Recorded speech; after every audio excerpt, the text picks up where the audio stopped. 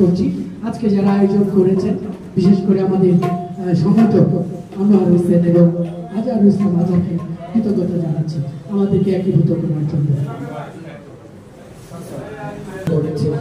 তাদেরকে আমি কৃতজ্ঞতা প্রকাশ করছি এবং আজকে গানের যে সংগত করছে বিশিষ্টতম সঞ্জয় মল্লিক, ওনাকে আমি বিশেষভাবে কৃতজ্ঞতা প্রকাশ করছি।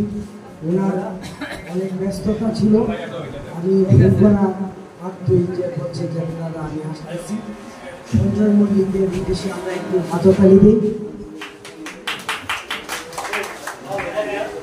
তবে শিল্পী সঞ্জয় মল্লিক তারাই হতে আগত।